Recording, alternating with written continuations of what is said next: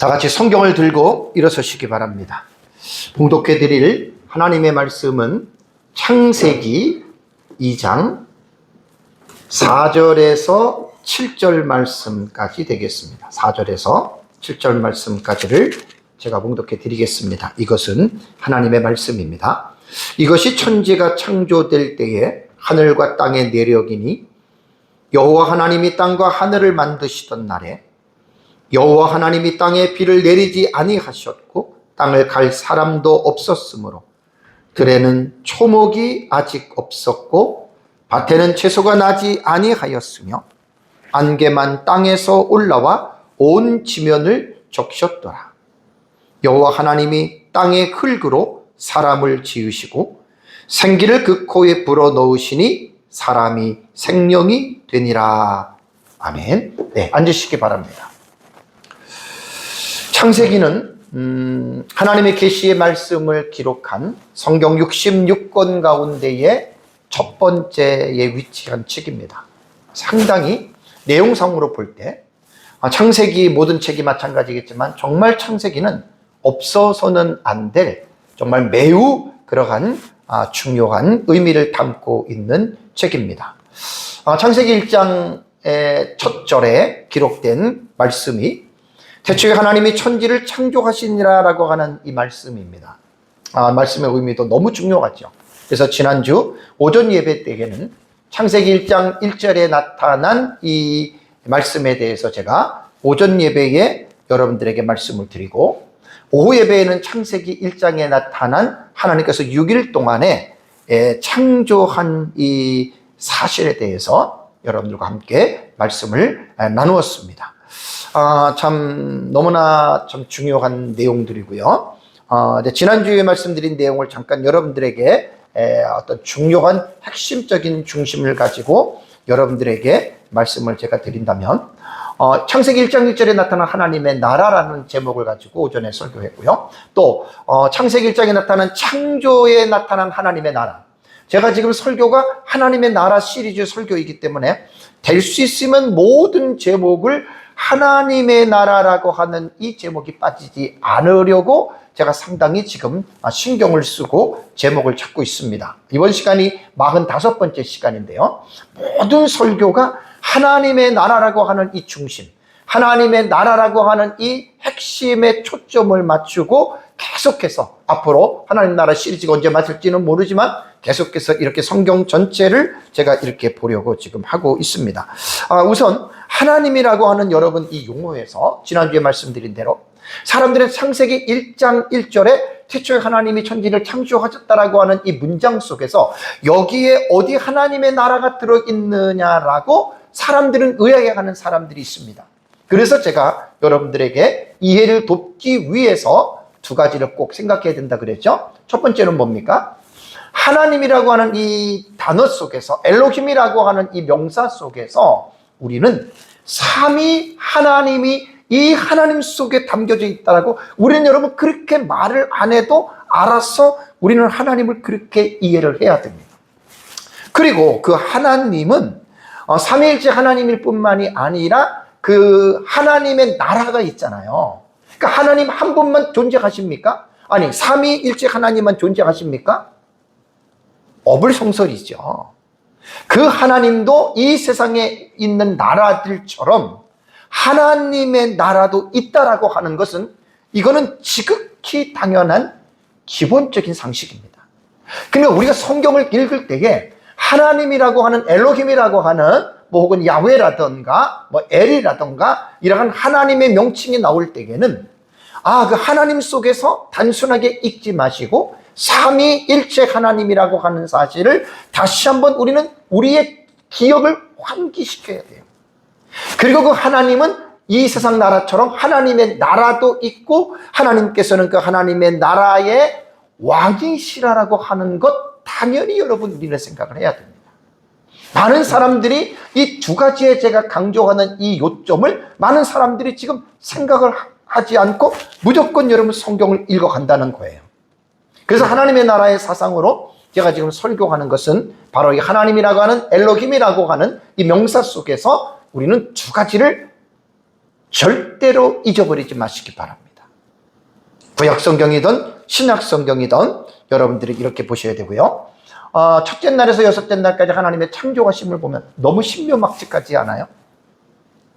이 사람으로서는 도무지 예측할 수도 없고 사람으로서는 도저히 상상할 수 없는 그 하나님께서 천지 만물을 창조하시는 것들을 한번 보십시오. 첫째 날, 둘째 날, 셋째 날, 넷째 날, 다섯째 날, 여섯째 날. 여러분 너무나 신묘막측하다라고 하는 말입니다. 중요한 것은 하나님께서 천지 만물을 창조하시는 그 신비한 부분에만 빠지지 마시고 왜 하나님께서 이 세상에 태초에 천지를 창조하셨을까? 하나님이 천지를 창조하신 그분의 의도와 그분의 이유와 그분의 목적이 무엇일까? 여러분 우리는 그것을 핵심적으로 우리는 알아차려야 돼요. 다시 말씀드리면 하나님께서 이 세상을 창조하신 그분의 의도와 목적은 이 세상에 자신의 나라인 하나님의 나라입니다. 킹덤 오브 갓입니다. 자신의 나라인 하나님의 나라를 해 바실레이아 톤 우라논이에요. 해 바실레이아 투 데우예요. 하늘에 있는 나라 또한 하나님의 나라. 그 하나님의 나라를 이 세상에 하나님께서는 드러내시기 위하여 하나님께서는 이 세상을 창조하시다. 이것이 하나님의 세상을 창조하신 목적입니다. 지난주에 제가 여섯째 날의 인간의 창조에 대해서 여러분들에게 시간 때문에 자세하게 여러분들에게 말씀을 못 드리고요.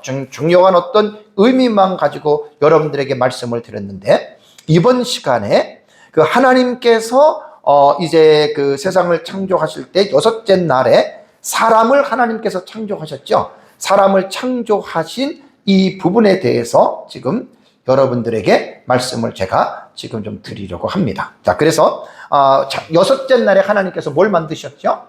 땅에 있는 생물체를 만들었죠. 땅에 기는 것들, 또 땅의 짐승들을 어떻게 해요? 종류대로 하나님이 만드시고 제일 마지막에 하나님께서 만든 존재가 사람입니다. 그 만물의 영장이라고 하는 하나님께서 사람인데, 근데 여러분 그 사람을 만든 과정을 보면 특이하지 않아요? 여러분 이제 성경을 보면은 이제 첫째 날에서 여섯째 날까지의 여러분 이렇게 보시면 사람의 창조가 뭐가 여러분 다르냐면 하나님께서는 그 모든 피조물을 만들 때에는 그냥 하나님이 만드셨어요. 그것도 말씀으로 하나님께서 만드셨습니다. 근데 사람을 만드는 과정을 보면은 하나님께서 자신의 형상과 모양대로 하나님께서 만드셨다라고 하는 이 말을 우리 지난주에 잠깐 여러분들에게 말씀을 제가 드렸습니다. 그러니까 하나님이 가라사대 와 요메르 엘로힘이에요.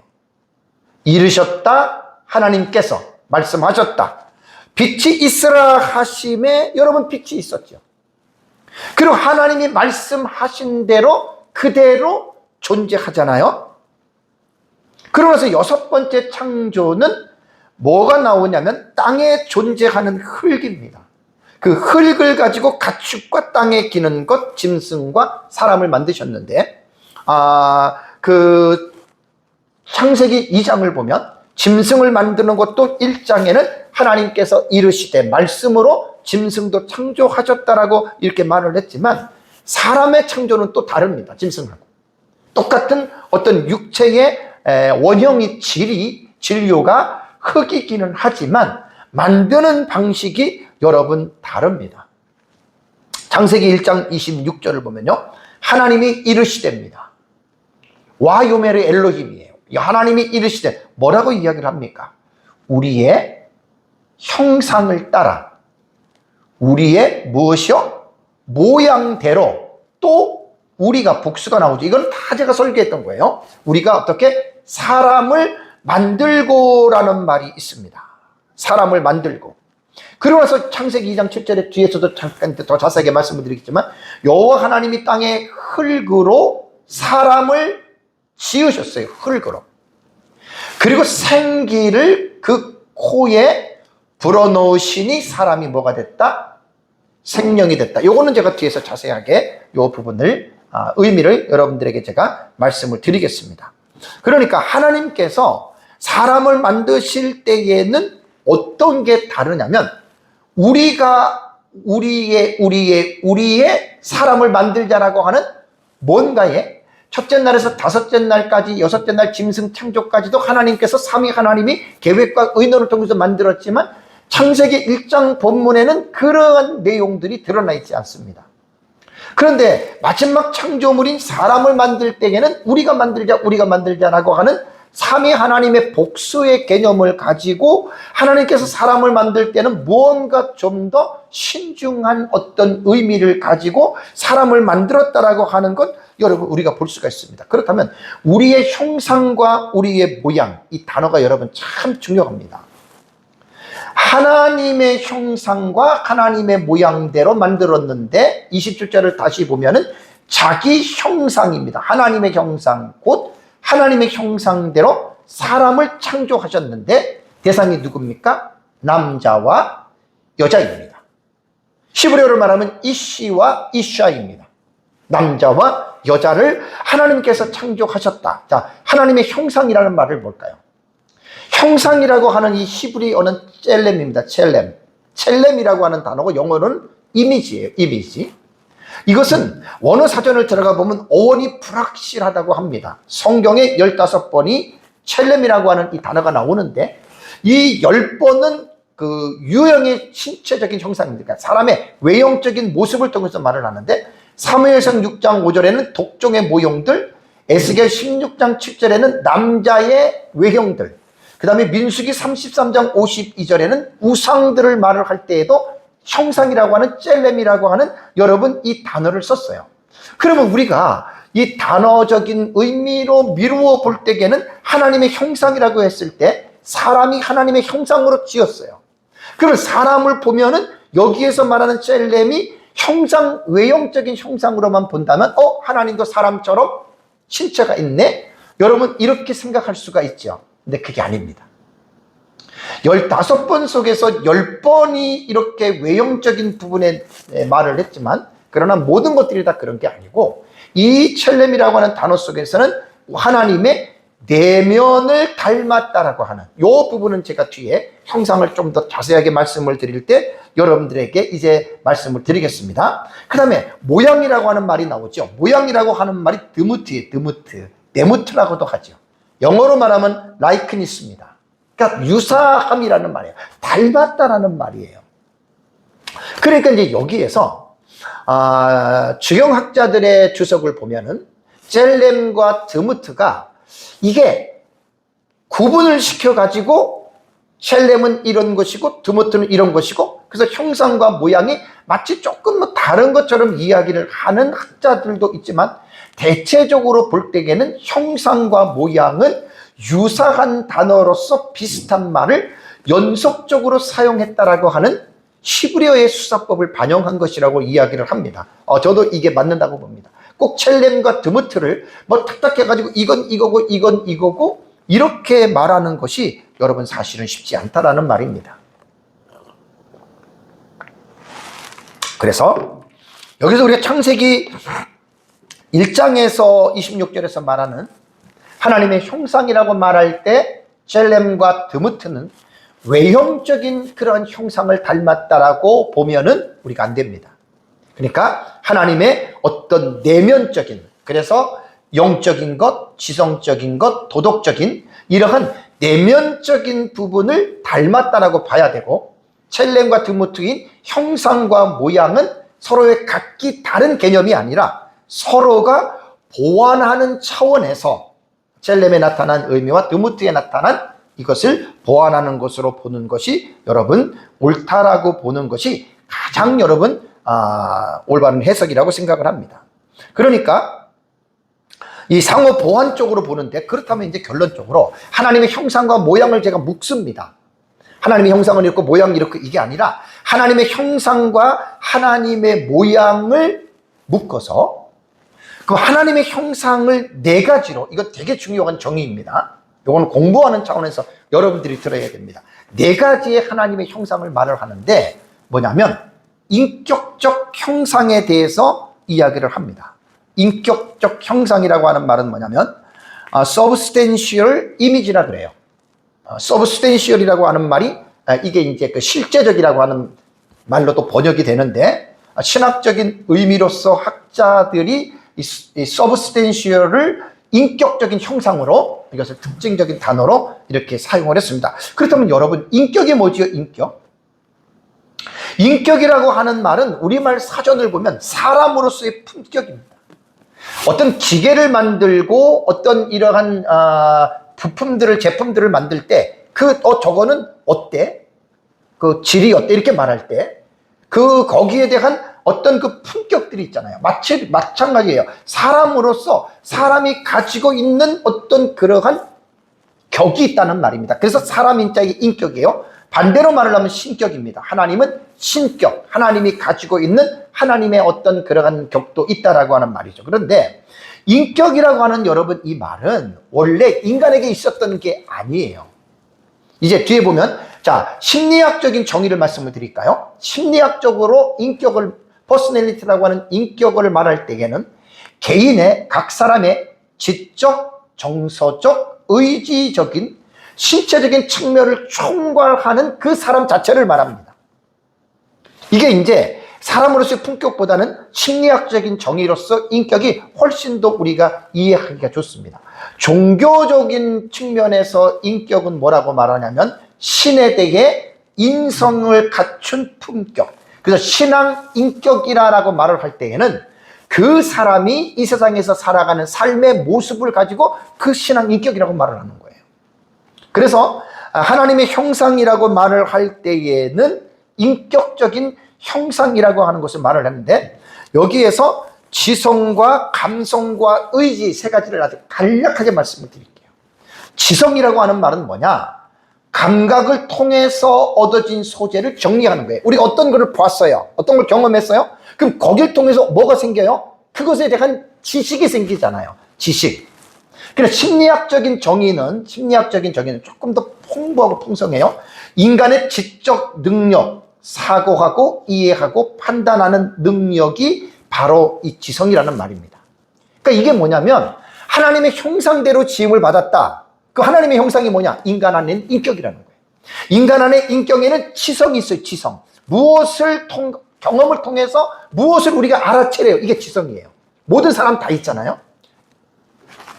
이 지성의 원조가 누군지 아십니까? 하나님입니다. 자, 하나님께서 이런 비생명체인 사물체인, 예를 들어서 나무를 만들어 놓고 나무에게 어떤 인격이 있습니까? 없잖아요. 지성과 감정과 의지가 없잖아요. 나무는 그런 게 없는 거예요. 그러니까 이 사람에게 이런 지성을 주셨다라고 하는 말은 뭐냐면 이 지성은 하나님에게 가지고 있었던 거예요. 하나님이 그러한 것들을 생각할 수 있는 그러한 작용을 하시고, 두 번째는 뭐냐면 감성입니다.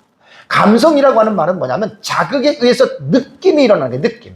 그러면서 자기의 마음속에 어떠한 감정이라 그러죠. 이 감정이 탁 떠오르는 거예요. 그런데 감정이라고 하는 말은요, 감성과 오성과 이성이라고 하는 요 세 가지로 이렇게 확산이 됩니다.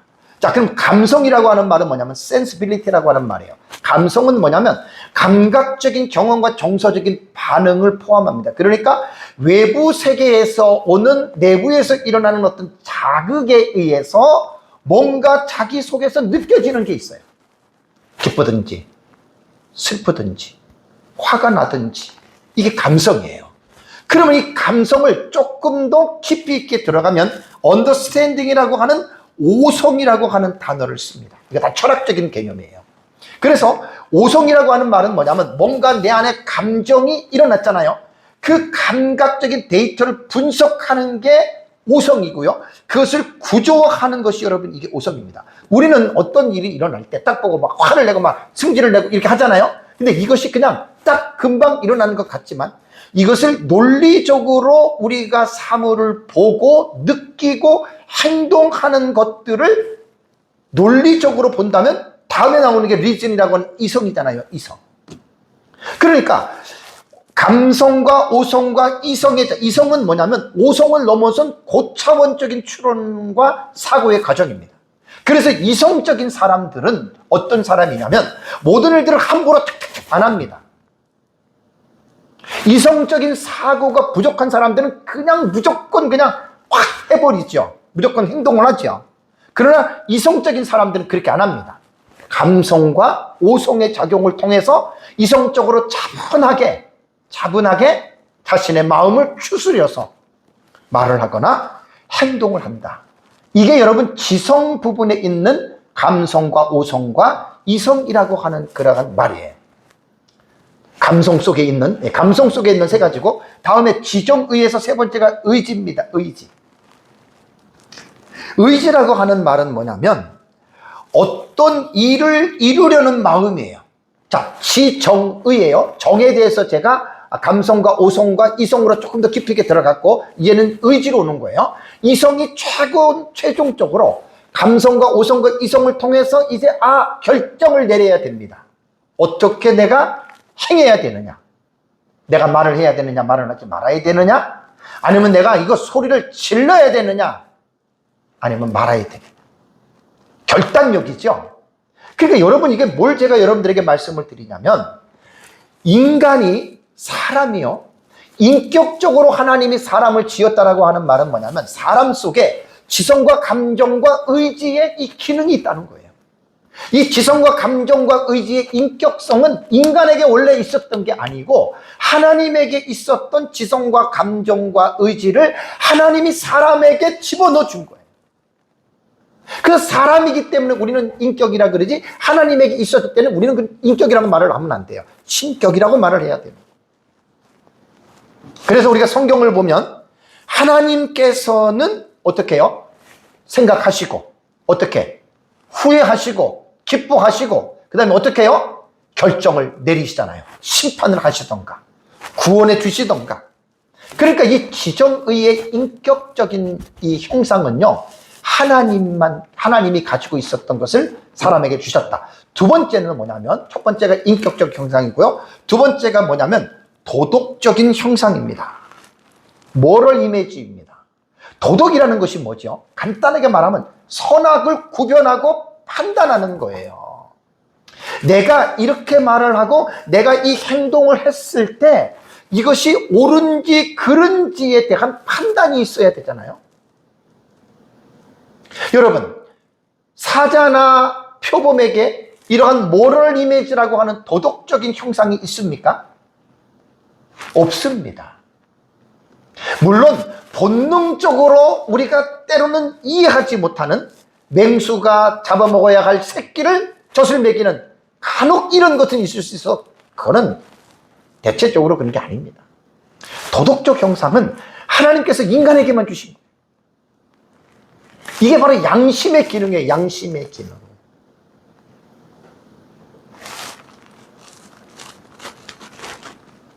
사자가 배가 고프면 사슴이나 고라니 같은 그 약한 개체를 잡아먹어야지 사자가 살잖아요. 그럼 사자가 그걸 잡아먹을 때 도덕적인 어떤 기준을 가지고 양심의 가책을 받습니까? 아니에요. 동물의 세계는 약육강식의 세계이기 때문에 그러한 도덕적인 양심이 없기 때문에 그러한 마음을 갖지 않아요. 그러니까 하나님의 형상에서 도덕적 형상이라고 하는 말은 뭐냐면, 인간에게 하나님이 주셨어요. 그래서 진리와 의와 거룩함을 분별하도록 하는 거예요.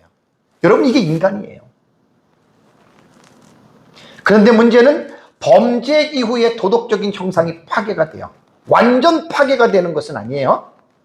그러면서 죄인들이 부도덕한 삶을 살아가는 것이 가인의 후손들의 삶을, 앞으로 계속해서 4장으로 들어가면 가인의 후손들의 삶을 제가 말할 때는 이 도덕적 형상이 파괴가 된 거예요. 그러니까 하나님이 우리에게 하나님의 형상과 모양대로 사람을 만들었다라고 하는 말은 뭐냐면, 인격적인 형상과 도덕적인 형상을 사람에게 부어준 거예요. 범죄 때문에 이것이 완전히 타락이 됐고, 세 번째는 사역적인 현상입니다. Functional image입니다. 어떤 사역이라고 하는 말은 뭐지요? 움직이는 거예요. 일을 하는 거예요. 이것은 하나님께서 창세기 1장 28절에 하나님이 그들에게 복을 주시며, 하나님이 그들에게 이르시되, 와요메르 엘로힘이에요. 하나님이 그들에게 이르시되 뭐라고 합니까? 생육하고 번성하여 땅에 충만하라. 동사형에 충만하라. 땅을 정복하라. 바다의 물고기와 하늘의 새와 땅에 움직이는 모든 생물을 어떻게 다스리라. 이게 사역적인 거예요. 일을 하라는 거예요. 그 다음에 시편 8편 6절 8절에도 주의 손으로 만드신 것을 어떻게 해요? 다스리게 하시고 만물을 그 발에 두셨으니 곧 모든 소와 양과 들짐승이며 공중의 새와 바다의 물고기와 바다에 다니는 것이다. 만물을 다스리라는 거예요. 이것이 뭐냐면 펑셔널이에요. 펑셔널. 사역이에요. 하나님이 사람을 통해서 하나님이 만드신 만물을 하나님께서 지배하라, 다스려라. 이것이 바로 사역적인 형상 세 번째고요. 네 번째가 영적 형상입니다. 형상. 영적 형상, 스피리추얼 이미지입니다. 자, 영이라는 말은 뭐지요? 사람의 눈에 보이지 아니하는 존재잖아요. 영은. 그런데 비가시적인 존재예요. 근데 하나님께서 사람을 만들 때 우리가 우리의 형상과 우리의 모양대로 사람을 만들자라고 했을 때에는 하나님께서 가지고 있는 하나님은 영이시기 때문에 그분의 본질 자체인 그 스피리추얼을, 영을 인간에게 주셨다는 거예요. 그건 이제 뒤에 사람 창조에 대해서 제가 오후 예배 때 다시 말씀을 드릴게요. 코에 생기를 불어넣는 그것이 바로 영혼입니다. 그러니까 우리가 사람을 볼 때 그냥 겉모습만 봐서는 안 돼요. 사람 속에 정신세계가 있고 영혼이 있잖아요. 그걸 여러분 우리는 볼 수가 있어야 돼요. 그래서 하나님이 인간을 영적인 존재로 창조하셨기 때문에 인간은 하나님과 뭘 해요? 코이노니아가 되죠. 기도를 하고 하나님이 내조하시고 하나님의 음성도 듣고 하나님의 뜻에 따라서 살려고 하는, 여러분, 이런 영적인 형상을 인간에게 주셨기 때문에 사람이 하나님과의 이런 관계를 맺고 사는 거예요. 여러분, 짐승에게 영혼이 있습니까? 없어요. 그러니까 짐승들은 하나님을 모르는 거예요.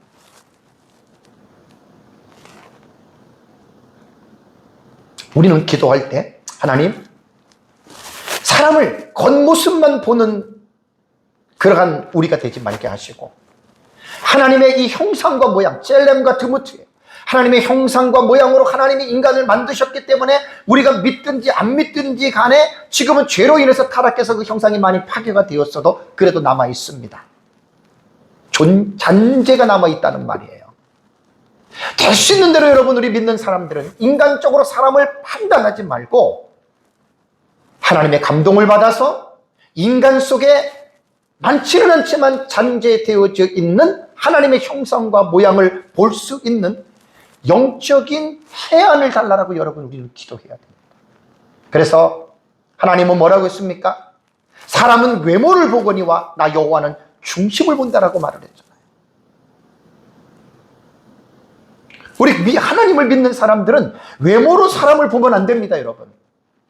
정말 부끄러운 줄 알아야 됩니다. 저 사람이 뭐 나이가 어떻고, 뭐 저 사람이 돈이 많고, 뭐 저 사람이 뭐 배우고, 외모 어떻게 생기고, 권력이 있고, 이렇게 사람을 보면 하나님의 사람이 아니에요. 상대방이 있던 많던 높던 얕던 병들건 그렇게 중요한 게 아니라 그 사람 속에 있는 하나님의 형상과 하나님의 모양을 여러분 우리는 볼 수 있는 정말 이러한 영적인 해안을 달라라고 여러분들이 기억을 해야 됩니다.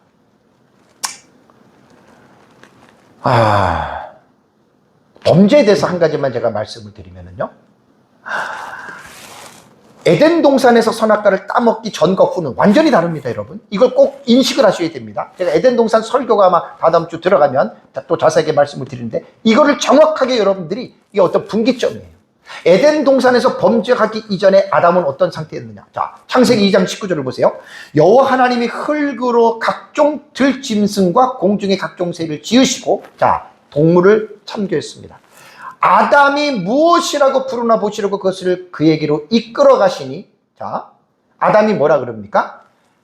각입니다. 인디비듀얼입니다. 각각입니다. 각 생물을, 살아있는 생명체를 부르는 것이 곧 그 이름이 되었더라. 여러분, 놀라운 겁니다. 곤충이든지 짐승이든지 하나님께서 만드신 것들을 아담 안에만 탁 데리고 오면 아담이 그거를 보고, 자, 저게 이름이 뭐지, 저게 뭐지, 이렇게 생각하지 않고 딱 앞에 오면은 그것을 이름을 딱 장명을 해줬다는 말입니다. 이때는 언제냐? 범죄하기 이전입니다. 그러니까 아담이 처음에 하나님의 형상과 모양으로 창조함을 받았을 때 그때 인간의 지능은요, 상상을 초월합니다. 정말 상상을 초월합니다. 어떤 신학자의 말에 의하면 이렇게 말을 하는 걸 제가 들었습니다. 오래전에.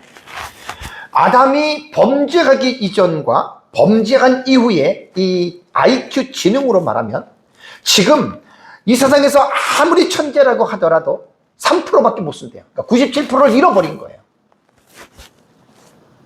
지금 인간이 아마 이 세상에서 가장 머리가 똑똑했다고 하는 사람이 아인슈타인이라고 하죠. 아인슈타인이라고 하는 이 독일어는요, 돌멩이 하나라는 말입니다. 아인이 하나고 슈타인이 돌이에요. 돌 하나라는 뜻이에요. 근데 이 아인슈타인이 가장 세상에서 천재라고 말을 하는데 아인슈타인도 자기 IQ를 검사해 본 적이 없대요. 근데 그 심리학자들이 보는 책에서 본 건데 예상 수치는 아마 아인슈타인은 160 아니면 200 아니면 280 정도가 됐을 것이다 이렇게 말을 합니다. 그러니까 그만큼 아주 머리가 비상한 천재였다는 말이죠. 근데 여러분, 아무리 아인슈타인이 그렇게 머리가 좋다 하더라도 범죄 기전에 아담이 가지고 있는 IQ의 3%밖에 활용을 못한다는 거예요. 이런 논리로 보면 얼마나 그 하나님이 아담을 만들었을 때에 아담에게 부여해준 그 하나님의 형상과 모양이 상상을 초월할 정도로 여러분 고차원적인 여러분 그 지능이 아니었을까요? 저는 그 말이 맞다고 봅니다. 신약 성경에서 형상이라고 하는 이 단어를 가지고 제가 여러분들에게 조금 더 말씀을 하나 좀 드리려고 하는 것이 골로새서 1장 15절에 보면 그는 예수 그리스도이거든요. 보이지 아니하는 하나님의 뭐라고요? 형상이에요. 투포스 형상이에요. 보이지 않는 하나님의 형상이다. 히브리서 1장 3절에도 이는 하나님의 영광의 완전시요 그 본체의 형상이시라. 예수님을 말하는 거예요. 예수님은 하나님의 형상이시라는 말이에요. 여기에 형상이라고 하는 이 에이콘이라고 하는 이 헬라어 단어는요, 물론 형상이 티포스라고도 뭐 모형 그림자라고도 사용이 되고 또 그림자와 형상은 다른데 어쨌든 이 에이콘이라고 하는 말은 문자적인 의미로 볼 때는 존재하는, 이게 뭐냐면 여기 보세요. 문자적인 의미로 볼 때에는 보이는 존재입니다. 보이는 존재인 유형적인 형상입니다. 매트리얼 이미지입니다. 그러니까 보인다는 거예요. 에이콘이라고 하는 이 말은 문자적인 의미는 보인다는 거예요. 그리고 이건 두 가지입니다. 문자적인 의미와 성경은 은유적인 의미로 봐서 이 본문이 문자적으로 말을 하는 건지 은유적으로 말을 하는 건지 본문을 분명하게 우리가 규정해야 됩니다. 이렇게도 말하고 저렇게도 말하면 안 돼요. 그럼 여기서 예수 그리스도를 하나님의 보이는 형상이다라고 말을 할 때에는 은유적인 의미로 봤을 때에는 정신적인 심상 혹은 도덕성 혹은 유사성을 말하는 거예요. 아까 골로새서 1장 15절과 히브리서 1장 3절은 문자적인 의미인 에이콘을 형상으로 봐서는 안 돼요. 왜? 예수님을 문자적인 형상으로 만약에 봤다면 우리는 어떻게 생각할 수가 있어요? 하나님도 예수님처럼 남성으로, 예수님 남자로 태어났잖아요. 우리는 그렇게 볼 수 있기 때문에 골로새서 1장 15절과 히브리서 1장 3절의 형상으로 번역된 에이콘은 문자적으로 우리는 해석하면 안 되고 은유적인 의미로서 정신적인 내적인 하나님의 형상으로 여러분 이렇게 보는 것이 우리는 옳다라고 우리는 여러분들이 생각을 하셔야 됩니다. 그래서 창세기의 형상과 골로새서 1장 15절의 이 형상에 대해서 여러분 우리가 잘 생각을 해야 됩니다. 제가 지난번에도 말씀을 드린 것은 이제 창세기의 형상과 신약 성경의 이제 형상을 제가 말씀을 좀 드렸고요. 이제 안타까운 건 이거예요. 성육신 하신 예수 그리스도가 오셨어요. 그러면 예수님 자체가 우리는 범죄로 인해서 타락해가지고 지금 하나님의 형상과 모양을 우리 조금씩 남아있어요. 모든 인간들은. 예수님은 완전 100%입니다. 완전 100%입니다. 그 하나님의 모양과 형상을 가지고 그분은 오셨어요. 단 사람의 몸을 입고 오셨다는 거예요. 안타까운 사실이 뭔 줄 아십니까? 예수님을 보면 하나님의 찔렘과 하나님의 드모트, 형상과 모양을 100% 보는 거예요. 왜? 그분의 표정, 그분의 말씀, 그분의 행하심을 보면 예수님 자체가 완전 하나님이거든요. 보이지 아니하는 하나님의 형상이기 때문에, 야, 하나님은 우리 눈엔 보이지 않지만 예수님을 하는 걸 보니까 하나님이 저 정도 능력을 가지셨네. 예를 들면 우리가 이렇게 봐야 되는데, 안타까운 사실은 예수님이 오셨을 때의 제자들과 예수님 당시의 군중들이 그것을 봤습니까? 못 봤습니까?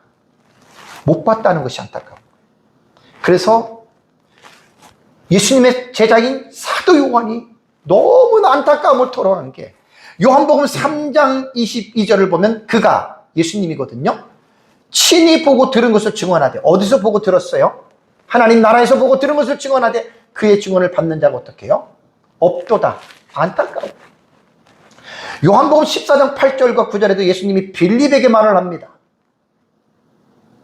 빌립이 뭐라고 얘기를 합니까? 주여 아버지를 우리에게 보여주옵소서. 그리하면 족하겠나요? 예수님이 이렇게 말을 합니다. 예수님이 이르시되, 빌립아, 내가 이렇게 오래 너희와 함께 있을 때 내가 나를 알지 못하느냐? 얼마나 예수님의 마음이 안타까운 줄 아십니까?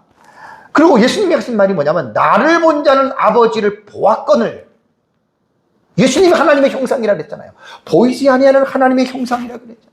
그러니까 예수님을 보면 아버지를 본 거예요. 하나님을 본 거예요. 어찌하여 아버지를 보이라 하느냐? 얼마나 예수님의 마음이 아팠겠습니까?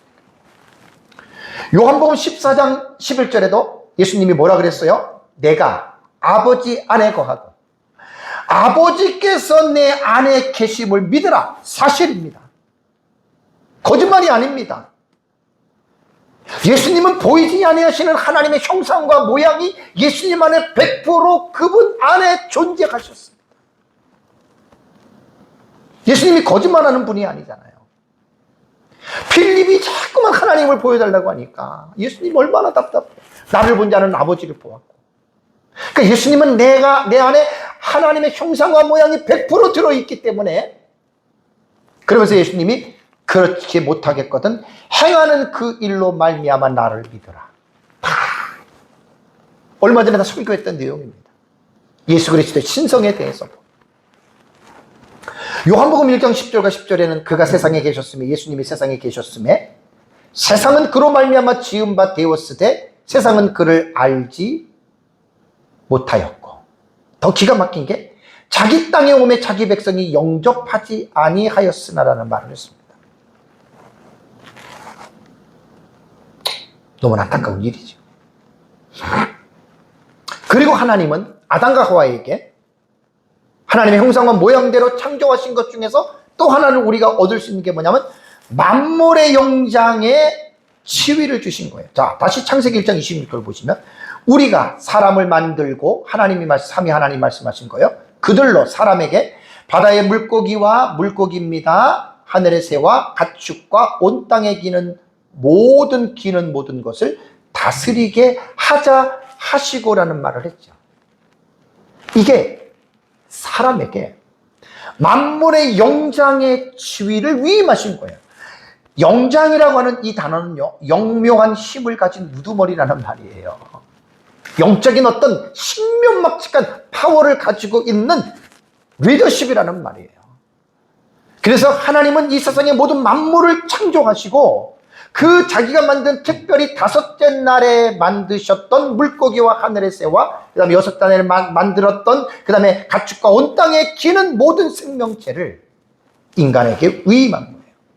물론 하나님께서 아담에게 천체를 다스리라고는 하지 않았어요. 딱 5째 날과 6째 날 이 부분을 우리가 집중을 해야 됩니다. 왜냐하면 천체를 다스리는 능력은 하나님이 다스리는 거죠.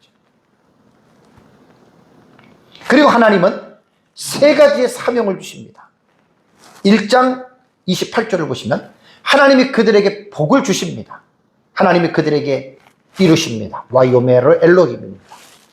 아까 말씀드린 대로 생육하고 번성하고 땅에 충만하라, 땅을 정복하라, 다스리라. 바다의 물고기는 다스리라. 요거는 아까 했기 때문에 그냥 넘어가도록 하겠습니다. 뭐 생육하고 번성하여 땅에 충만하라라고 하는 것도 생육은 뭐냐면 다산하는 거예요. 열매를 맺는 거예요. 사람으로 말하면 자식을 낳으라는 거예요. 번성이라고 하는 라바라고 하는 말은 뭐냐면 많다, 증가하다라고 하는 말입니다. 그러니까 아담에게 이 말은 뭐냐면 너희들은 부부관계를 통해서 자식을 낳고 많이 낳아서 땅에 어떻게? 동사가 충만하는 거예요.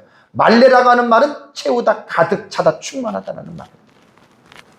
이걸 하나님이 인간에게 복을 주신 거예요. 두 번째가 땅을 정복하라입니다. 정복하라라고 하는 이 카바시라고 하는 단어는 말 그대로 뭐 정복하는 것과 속박하고 또 하나의 이 의미가 뭐냐면 강요하다라고 하는 이 의미가 이 단어에 담겨져 있다 그래요. 그래서 이 카바시라고 하는 단어가 구약 성경에 15번 나오는데 어떤 사람은 여기에서 카바시가 강요하다라고 하는 이 말이 있기 때문에 여기에서 아담이 이 땅을 정복할 때에는 강요하는 차원에서 정복해야 된다. 그러니까 아마 이 일은 조금 쉽지 않을 것이다라고 하는 우려를 하는 사람이 있기는 해요. 근데 여러분, 말도 안 되는 이유가 창세기 1장 26절에 나타나는 이 말씀이 하나님께서 주시는 이 말씀의 현장이 어떤 현장이에요? 범죄한 현장이에요? 아니면 범죄하기 이전이에요? 범죄하기 이전의 상황이잖아요. 아까 말씀드린 대로 아인슈타인이라고 하는 이러한 그 머리 좋은 사람도 아담이 범죄하기 전에 3%밖에 그것을 뇌를 활용하지 못한다는 말이에요. 이때는 아담이 범죄하기 전입니다. 하나님의 형상과 모양이 완전히 아담에게 있는 상황이기 때문에 땅을 정복하는 거, 당연히 이 땅은 아담의 정복의 그 파워에 순응할 수밖에 없다라고 합니다. 바다의 물고기와 하늘의 새와 땅의 모든 생물을 다스리라. 라다라고 하는 말도 받다, 다스리다, 지배하다라는 말입니다. 그러니까 하나님이 허용하신 거예요. 하나님이 아담에게 위임하신 거예요. 위임하신 거예요. 그래서 이러한 부분들이 우리에게는 상당히 어떤 귀중한 여러분 그러한 것들 우리에게 주신다라고 하는 것을 여러분 우리는 기억을 하셔야 됩니다. 여기서 우리가 뒤에도 마지막 강조하겠지만 말씀을 드리겠습니다.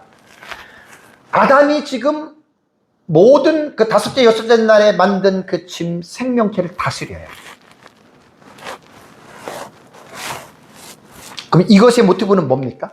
이 다스린다는 게 어디서 온 거예요? 아담이 자기가 알아서 내가 만물을 다스릴게요 그랬나요? 아니죠. 하나님이 주신 거예요. 여기서 우리는 조금 깊이 생각하면 하나님의 나라를 볼 수 있는 거예요. 제 설교는 이런 데 방점이 있는 거예요. 왜 하나님의 나라를 볼 수 있어요? 여러분, 하나님의 나라는 어떤 나라입니까? 하나님만 존재하시는 나라입니까? 아니죠. 하나님이 왕이시고, 그러면 하나님이 왕으로만 존재하십니까? 아니잖아요. 영토가 있고 백성이 있잖아요. 나라에 대한 세 가지 개념이 뭡니까? 왕, 땅, 백성, 그 다음에 법률입니다. 하나님 나라를 깊이 있게 공부를 하면 말로 표현할 수 없을 정도로 참 성경이 얼마나 깊이 있고 풍성하게 보이는지 모릅니다. 그러니까 아담이 다섯째 날과 여섯째 날의 생물체를 다스리는 이 만물의 영장의 이 다스림은 모티프가 하나님이에요.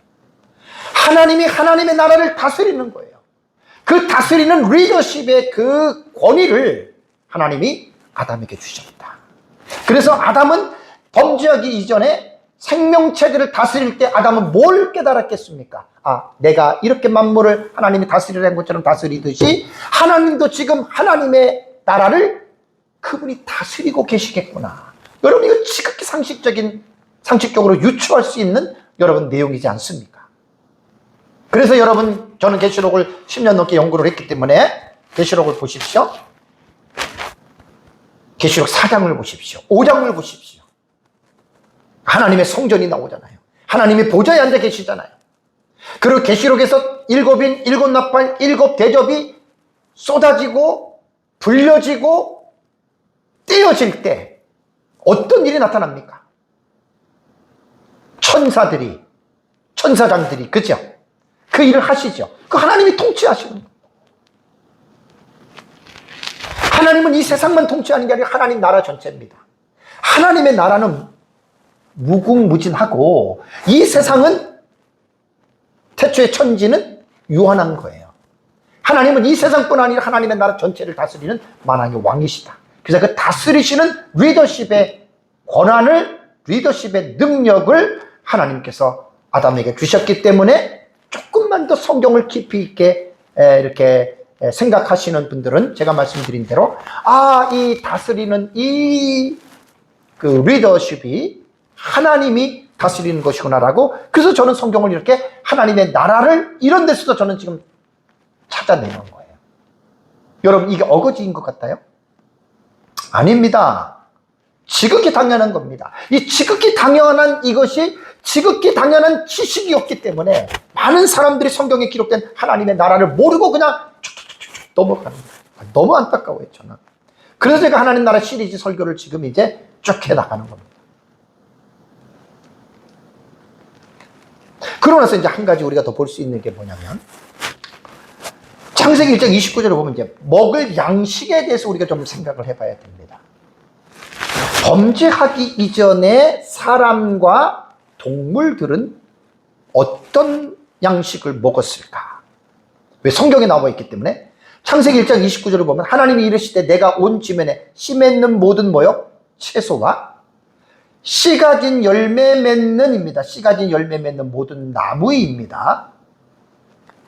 이것을 너희에게 주노니 너희의 먹을 거리가 되리라라는 말을 했습니다. 여기서 우리가 뭘 볼 수 있냐면, 하나님께서 아담과 하와를 만드시고 범죄 이전에는 사람이 육식을 안 했어요. 채소와 과일만 먹었다는 거예요.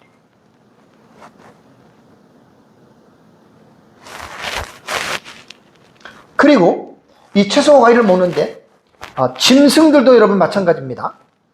짐승들도 그 1장의 앞에 보면은 하나님께서 어떻게 해요? 짐승들도 채소를 먹으라고, 과일을 먹으라고 이렇게 하나님께서 줬습니다. 자, 1장 30절을 보십시오. 창세기 1장 30절을 보면 또 땅의 모든 짐승과 하늘의 모든 새와 생명이 있어 땅에 기는 모든 것에게는 내가 모든 푸른 풀을 먹을 거리로 주노라. 모든 짐승들이 풀을 먹었습니다. 인간과 같이. 그러면 여기에서 우리가 의문이 생기지 않습니까? 그럼 언제부터 사람이 짐승을 먹고 언제부터 이 맹수들이, 육식 동물들이 약육강식의 구도 아래서 약한 자들을 잡아먹고 살았을까? 그건 타락 이후입니다. 타락 이후 언제냐? 그건 우리가 정확하게 말은 못하지만 타락 이후부터 이제 사람이 짐승을 먹었어요. 물론 이제 노아 이후에 하나님께서 이제 짐승을 먹을 것으로 준다고 했지만, 제가 볼 때는 가인의 후손들은 말 안 해도 하나님 말씀하기 전에 그냥 짐승 잡아먹고 그랬을 거예요. 충분히 가능합니다, 그게.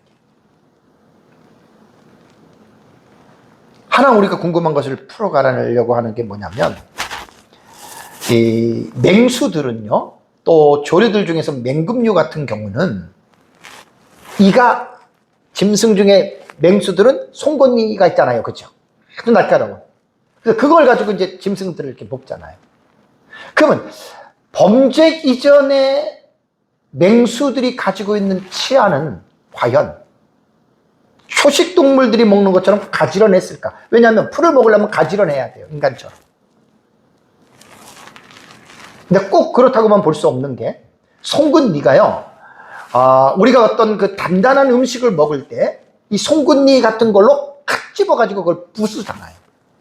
그래서 꼭 그렇다고만 볼 수는 없는데, 어쨌든 이 부분에 대해서는 많은 사람들이 궁금해하는 문제이기 때문에 창조 이전에는 아마 그러한 뾰족한 것도 없다라고는 우리가 단언할 수는 없지만, 그러면서 이제 점점점 환경에 적응하면서 이제 그런 상황들이 좀 변화가 되지 않았느냐라고 하는, 여러분, 이러한 부분도 우리가 생각해 볼 수가 있습니다. 사랑하는 성도 여러분, 하나님께서 창조하신 6일 동안에 창조하신 천지 만물 중에 최고의 걸작품은 단연 사람입니다. 하나님께서 만드신 창조의 과정들을 볼 때 하나님이 빛이 있으라 하심에 어떻게 해요?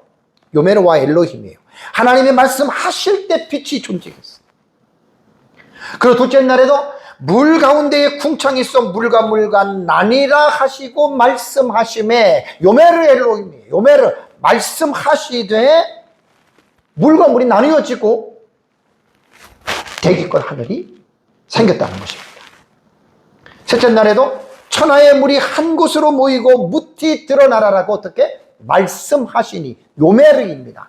말씀하시니 그대로 지구를 덮고 있는 물이 한쪽으로 모여지고 드러난 곳이 바로 땅이 되었다. 그리고 넷째 날에도 하늘의 궁창에는 광명체들이 있어 낮과 밤을 나뉘고 그것들로 징조와 계절과 날과 해를 이루라라고 요메르 말씀하셨습니다. 그러니까 그대로 됐습니다. 다섯째 날에는 물들은 생물로 번성하게 하고 땅 위의 하늘에는 궁창에는 새가 나르라라고 말씀을 하니까 그대로 새들과 물고기들이 쫙 여러분 생기게 됩니다. 그리고 여섯째 날에는 땅은 생물을 그 종류대로 내되 가축과 기는 것과 땅의 짐승을 종류대로 내라 하시니 그대로 됐는데, 여기서 여섯째 날에 짐승과 곤충은 만들어진 진료가 뭐예요? 흙이에요. 물론 넷째 날에 하나님께서 물고기를 만들 때도 땅의 흙으로 만드실 수 있죠. 우리는 모르는 거예요. 성경적으로만 말씀을 드리는 거예요. 근데 사람만은 예외잖아요. 창세기 1장 26절에 하나님이 이르시되 우리의 형상을 따라 우리의 모양대로 우리가 사람을 만들고. 사람마다 여러분 예외입니다. 그리고 사람은 아까 제가 계속 말씀드린 대로 하나님의 형상과 모양, 셀렘과 드모트입니다. 하나님의 형상과 모양으로 하나님께서 만드시고, 그 다음에 또 하나, 사람의 창조는 말씀보다는 흙으로 사람을 만들었고, 그 육체예요. 동물은 그게 흙으로 만들어진 존재지만 동물에게는 영혼이 없어요. 하나님이 오후에 제가 말씀을 드릴 텐데 그 사람의 코에 생기를 후 불어넣으십니다. 생기가 영혼입니다. 영혼. 그리고 하나님은 사람에게 무엇을 위임해줘요? 하나님이 만드신 다섯째 날, 여섯째 날에 만드신 생명체를 다스림에 대한 위임을 하나님께서 해주신다는 말입니다. 결론을 제가 맺겠습니다. 사람을 창조하시는 이 모습 속에서 오늘 설교 제목이 사람 창조에 나타난 하나님의 나라잖아요. 사람을 창조하시는 이 모습 속에서 어떻게 우리는 하나님의 나라를 볼 수가 있느냐. 제 눈에는 보이거든요. 많은 사람들이 이 하나님의 나라를 못 봅니다. 하나님이 하신 행위 자체만 보고 넘어갑니다. 앞에서 말씀드린 대로 제 말을 한번 생각해 보십시오.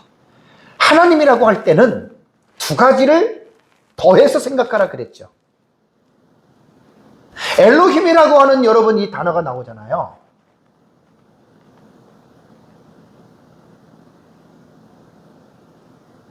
엘로힘이라고 하는 여러분 이 단어가 나오면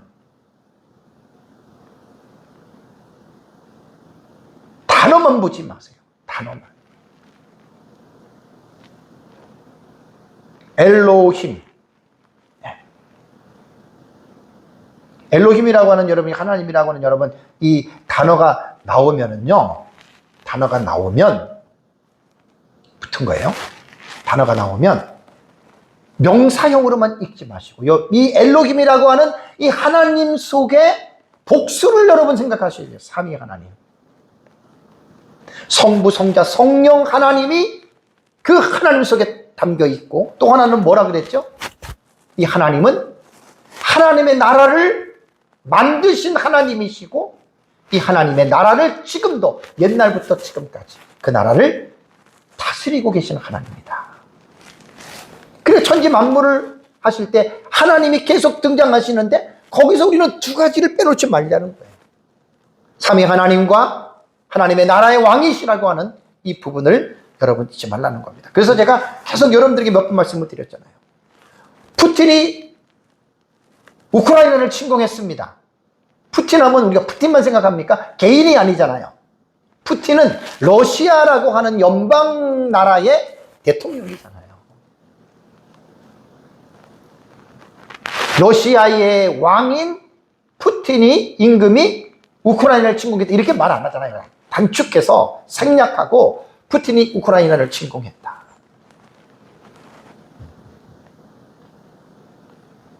바이든이 대통령에서 떨어지고 트럼프가 대통령이 됐다. 어느 나라입니까? 미국이죠. 윤석열 대통령이 탄핵이 됐어요. 윤석열 대통령은 어떤 사람입니까? 대한민국 국민들이 뽑은 대통령입니다. 그러니까 하나님이라고 할 때는 제가 당부를 하는 거예요. 하나님만 생각하지 마세요.